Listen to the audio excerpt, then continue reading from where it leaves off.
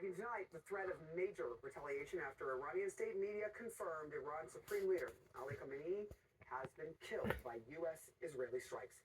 In the wake of the massive operation President Trump has called for regime change in Iran, the news has prompted a powerful response from Congresswoman Yasmin Ansari, the first Iranian-American Democrat elected to Congress. Quote, Khamenei was the epitome of evil. No one should mourn him, and his death is a relief. But removing one man does not dismantle a brutal regime. Military force alone will not secure a democratic future for the Iranian people. That requires more than force. It requires seriousness, accountability, and a real plan to support the Iranian people in determining their own future. Joining me now, David Axelrod, former senior advisor to President Obama. First, what did you make of what you heard there or saw there from Congresswoman Ansari, that a real plan for Iran's people has to be part of Trump's consideration? Is it? Yes. Yeah, no, look, I thought her statement was strong. And the question that arises from how this has rolled out and the sort of hodgepodge of rationales that we heard this morning, followed by a justification later that may or may not be true about imminent actions against American targets, it creates this real concern about whether there is, in fact, a plan. And, look, I agree with her. The death of the Ayatollah is one that no one should grieve for all of the damage that he's inflicted and all of the pain and the loss that he's inflicted over these decades. But the question is to just say to the Iranian people, now it's up to you, without the provisions necessary to fight the regime or the regime that has survived, the weaponry and the organization to do it is a big, big ask. And so, what really is going to tell the story is what happens in the coming days and weeks and perhaps months. And is there, in fact, a capacity among the people to overcome the advantages that the regime has?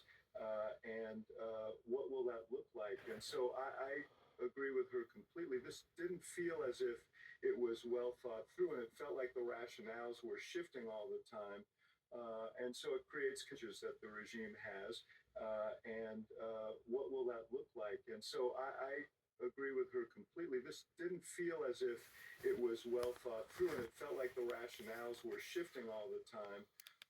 And so we can predict some things politically, what the political consequences that may arise because of this, whether it be Republican or Democrat. This is a president who has said time and again, especially on the campaign trail, no more wars, right? And here we are. He used the word war when talking about this current strike that they have been netting out on Iran. So what is the long and short term sort of look at this? Because the MAGA base always says America first, and that does not war when talking about this current strike that they have been netting out on. With or feels he has to deal with. But yes, he was very explicit as a candidate, and I think it was something that attracted him. And you can see some of the people who are very enthusiastic about his candidacy speaking out today. I think most Republicans will fall in line, at least in the short term.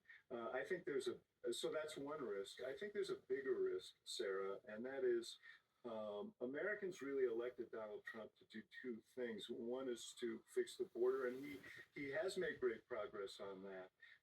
It has been complicated by what followed in terms of his immigration enforcement, which is Americans really elected Donald Trump to do two things. One is to fix the border, and that haven't happened, and those still remain the focus of the American people. And so, this is a gravely important mission that we're embarked on now, that the president has set us on.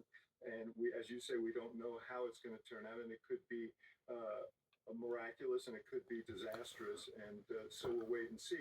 But what it isn't is a focus on the home front. What it isn't is a focus on the economy. And that's really what's been plaguing him throughout, this notion that, and you saw it in poll after poll, that as you say, we don't know how it's going to turn out, and it could be, there is risk associated with this, with him just beyond the particular mission and the risks that are inherent in it. There are political risks because once again he seems focused on something other than the thing people want him to be focused on.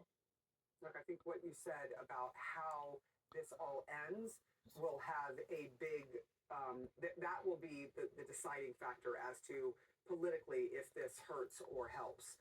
Because if it ends very poorly, then there will be a reaction. But yes. And listen, I'm sure I speak for you as well, and everyone who's listening. No one should root for that.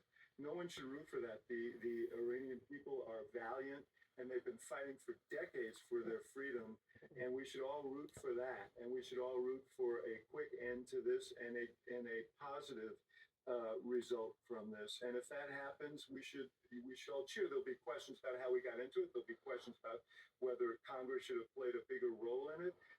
But we should all root for that. But we sure don't know at this juncture as we sit here tonight if that's going to be the result. Normally, I let no one speak for me but me. But David, that is true. Yes. We should want to see an end to this and a peaceful one, and want it to go as well as possible. Thank you so much. I do appreciate it. Now, at this